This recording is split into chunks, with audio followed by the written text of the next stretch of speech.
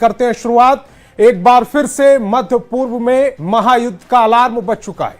America के राष्ट्रपति Donald Trump ने ईरान पर इकोनॉमिक डी डे का ऐलान किया है, जो तेहरान ने इसे सीधा आर्थिक आतंकवाद करार दिया है। उधर पेंटागन ने रिकॉर्ड 2.25 लाख करोड़ का नया मिसाइल प्लान चालू कर दिया।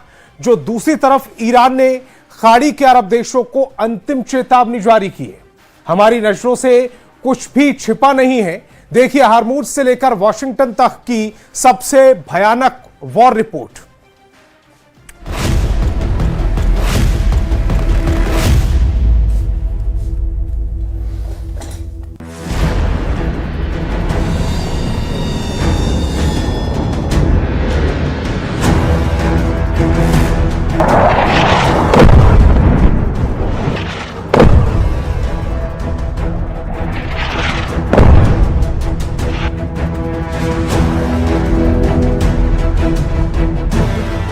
आज मध्य पूर्व से लेकर वॉशिंगटन तक और तेहरान से लेकर फारस की खाड़ी के तमाम अरब देशों तक बारूद की ऐसी गंध फैल चुकी है जिसने पूरी दुनिया की अर्थव्यवस्था और वैश्विक शांति को एक ऐसे मोड़ पर लाकर खड़ा कर दिया है जहां से वापसी का रास्ता बंद दिखाई देता है। अमेरिका के राष्ट्रपति डोनाल्ड ट्रंप ने ईरान के खिलाफ जिस इकोनॉमिक डी डे का ऐलान किया है, तेहरान ने उसे सीधे शब्दों में आर्थिक आतंकवाद करार दिया है।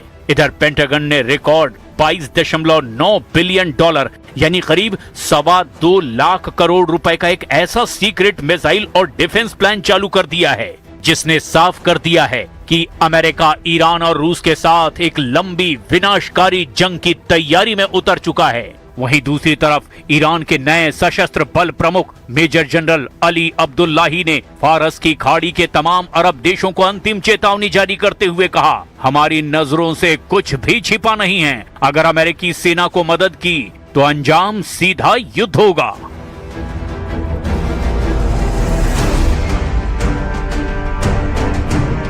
अमेरिकी प्रशासन का दावा है कि नई आर्थिक घेराबंदी से ईरान की रीढ़ तोड़ दी गई है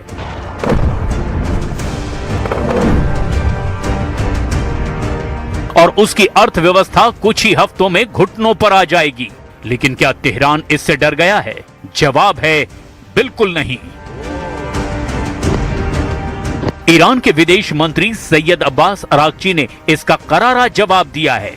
अरागची ने न्यूयॉर्क टाइम्स और राइटर्स के अंतर्राष्ट्रीय रिपोर्ट्स का हवाला देते हुए ट्रंप प्रशासन को आईना दिखाया है। अरागची ने कहा, ट्रंप का ये तथाकथित इकोनॉमिक डी डे अमेरिका के अपने घरेलू संकट से दुनिया का ध्यान भटकाने का एक नाकाम प्रयास है। ईरानी विदेश मंत्री ने साफ शब्दों में कहा, अमेरिका का ये आर्थिक आतंकवाद पूरी दुनिया की संप्रभुता और वैश्विक अर्थव्यवस्था के लिए खतरा है। नाकाम नीतियों पर और ज्यादा जोर देने से अमेरिका को सिर्फ और सिर्फ हार ही मिलेगी। ईरान का आरोप है कि अमेरिका अपनी खिसकती आर्थिक साख को छिपाने के लिए खाड़ी में अपने सहयोगियों से मदद की भीख मांग रहा है। अरागची ने याद दिलाया कि अमेरिका का सरकारी कर्ज पहली बार इतिहास में 40 ट्रिलियन डॉलर के पार पहुंच चुका है। अमेरिका की हालत यह है कि उसका सालाना कर्ज का ब्याज भुगतान अब उसके विशालकाय रक्षा बजट से भी ज्यादा हो चुका है। ईरान युद्ध को लगभग 175 दिन होने वाले हैं। 5 महीनों से ज्यादा की जंग में इस वक्त ट्रंप बुरी तरह से फंस गए हैं। एक तरफ हॉर्मूज पर ईरानी गदर है तो वहीं दूसरी तरफ अमेरिका के बेहद महंगे और एडवांस MQ-9 ड्रोन को ईरानी सेना और हूथी लड़ाके कीट पतंगों की तरह हवा में मार रहे हैं। लंबी जंग से कराह रहे अमेरिकी सैनिक आपस में ही एक दूसरे पर खूनी हमले कर रहे हैं और खुदकुशी तक कर रहे हैं। ईरानी मीडिया तंजीम न्यूज और मेहर न्यूज ने दावा किया कि अमेरिका का विमान वाहक युद्धपोत USS अब्राहम लिंकन जंग के मैदान से भाग रहा है क्योंकि उस पर मौजूद 5000 अमेरिकी नौसैनिक भारी तनाव और डिप्रेशन का शिकार हो चुके हैं। फारस की खाड़ी और हॉर्मूज में इस वक्त 21वीं सदी का सबसे भीषण सैन्य दलदल बन चुका है। कूटनीतिक गलियारों में एक ही चर्चा है, हॉर्मूज के ट्रैप में डोनाल्ड ट्रंप का प्रशासन पूरी तरह से उलझ गया है। ईरान के रणनीतिकारों ने साफ कर दिया है कि ये कोई 2-4 दिन की झड़प नहीं, बल्कि एक लंबी थका देने वाली जंग है। खुफिया रिपोर्ट्स और ईरानी सैन्य कमान के बयानों का दावा है कि तेहरान ने 2029 तक युद्ध जारी रखने की तैयारी कर रखी है। ईरान का मानना है कि हॉर्मुज से दुनिया के 20% कच्चे तेल का रास्ता रोककर वो अमेरिकी अर्थव्यवस्था और वॉशिंगटन के सैन्य दबदबे को धीरे धीरे घुटने पर ले आएगा। कुल मिलाकर ईरान युद्ध ट्रंप के लिए कोड़ में खाज बन चुका है, जहां सिर्फ और सिर्फ अमेरिका को भारी नुकसान हो रहा है।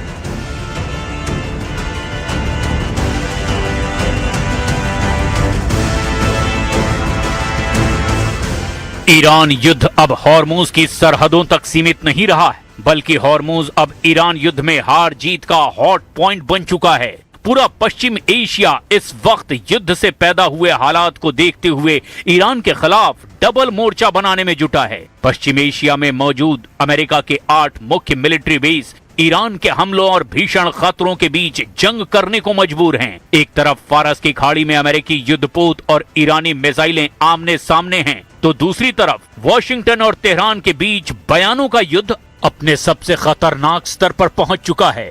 अमेरिकी राष्ट्रपति डोनाल्ड ट्रंप ने सोशल मीडिया पर दावा किया कि स्ट्रेट ऑफ हॉर्मुज पर अमेरिका का पूर्ण नियंत्रण हो चुका है, लेकिन ट्रंप के इन दावों की हवा खुद अमेरिकी अधिकारियों और अमेरिकी मीडिया ने निकाल कर रख दी है। फारस की खाड़ी में चल रहा युद्ध अब उस मोड़ पर पहुंच चुका है जहां दुनिया की सबसे बड़ी सैन्य महाशक्ति अमेरिका को एक ऐसा झटका लगा है जिसकी कल्पना पेंटागन के रणनीतिकारों को भी नहीं थी। अमेरिकी वायुसेना का सबसे भरोसेमंद, सबसे अत्याधुनिक और घातक हथियार MQ-9 रिपर ड्रोन ईरान के आसमान और हॉर्मुज की हवाओं में तबाही का शिकार हो रहा है।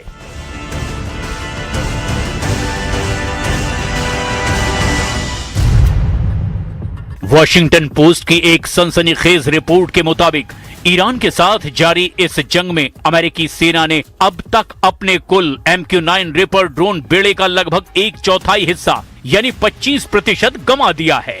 आंकड़ों की भाषा में समझें तो कम से कम 45 महंगे रिपर ड्रोन या तो मार गिराए गए या फिर तकनीकी खामियों की वजह से क्रैश हो चुके हैं। ये नुकसान केवल एक ड्रोन का गिरना नहीं, बल्कि अमेरिका के 1.3 अरब डॉलर यानी लगभग 11,000 करोड़ रुपए से ज्यादा के सैन्य साजो सामान का धू धू कर जल जाना है।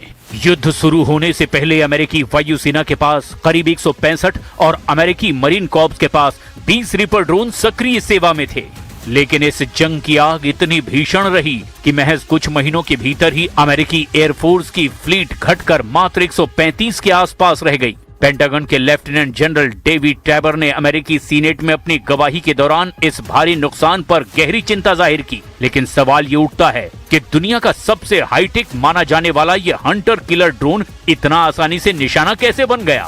पहली वजह है उड़ान की गति और ऊंचाई। MQ-9 रिपर एक प्रोपेलर चालित ड्रोन है। ये बहुत तेज गति से नहीं उड़ता और जासूसी के लिए इसे अक्सर कम ऊंचाई पर मंडराना पड़ता है। ईरान के पास मौजूद अत्याधुनिक सरफेस टू एयर मिसाइल यानी SAM डिफेंस सिस्टम और इलेक्ट्रॉनिक वॉरफेयर यूनिट्स के सामने ये धीमी गति का ड्रोन एक सॉफ्ट टारगेट यानी आसान शिकार साबित हुआ। दूसरी वजह है संचार का टूटना।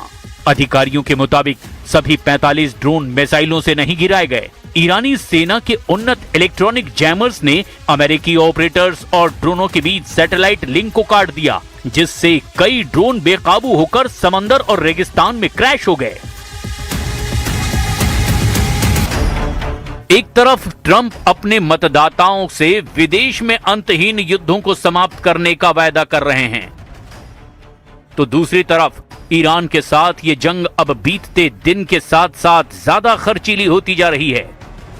पेंटागन और ट्रंप प्रशासन ने अमेरिकी कांग्रेस से युद्ध के खर्चों और खाली होते रक्षा भंडारों को फिर से भरने के लिए 67 अरब डॉलर यानी लगभग 5.6 लाख करोड़ रुपए के आपातकालीन सप्लीमेंट्री पैकेज की मांग की है।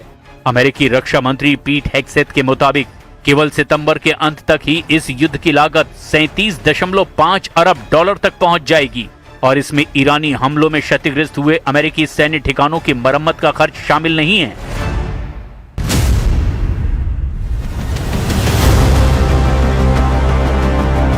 पश्चिम एशिया यानी मिडिल ईस्ट एक ऐसी भयावह आग की चपेट में है जिसकी लपटें अब सिर्फ तेहरान या तेल अवीव तक सीमित नहीं हैं। ईरान ने एक ऐसी धमकी दे दी है जिसने खाड़ी देशों की रातों की नींद हराम कर दी है।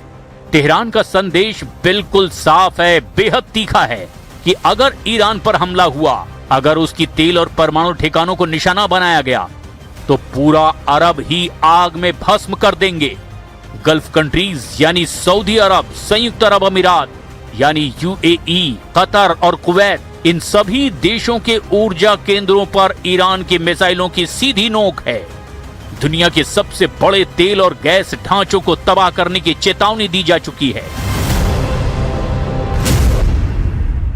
ईरान के विदेश मंत्री अब्बास अराक्ची ने ओमान, कतर, सऊदी अरब और तुर्की के जरिए अरब देशों को सीधे संदेश भेजा है कि यदि अमेरिका ने ईरान पर नया सैन्य हमला किया तो तेहरान पूरे अरब क्षेत्र की तेल रिफाइनरियों, पावर ग्रिडों और वाटर इंफ्रास्ट्रक्चर को निशाना बनाएगा। और ये केवल एक खोखली धमकी नहीं, बल्कि दुनिया की 20% ऊर्जा आपूर्ति की रीढ़ पर लटका हुआ वो चाकू है जो कटते ही वैश्विक अर्थव्यवस्था को पटरी से उतार सकता है। हालिया रिपोर्ट्स के मुताबिक ईरान ने ओमान और दूसरे मध्यस्थों के जरिए गल्फ देशों को सीधा और सख्त चेतावनी वाला लेटर भेजा है।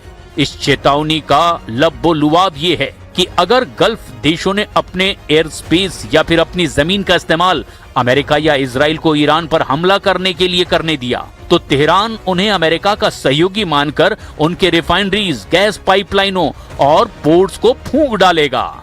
यही वजह है कि रियाद से लेकर अबू धाबी तक भारी खलबली मची हुई है। खाड़ी देश इस युद्ध में न्यूट्रल रहने का दबाव बना रहे हैं और वॉशिंगटन पर लगातार ये जोर दे रहे हैं कि वो तेहरान के खिलाफ ऐसा कोई कदम न उठाए जिससे पूरा मिडिल ईस्ट बारूद के ढेर में तब्दील हो जाए। अब ऐसे हालात में देखना ये होगा ईरान को अमेरिका काबू कैसे कर पाता है। क्या ईरान पर नए आर्थिक प्रतिबंध ईरान को तबाह कर पाएंगे या नहीं, या फिर अरब देशों पर ईरान बड़ा हमला करेगा।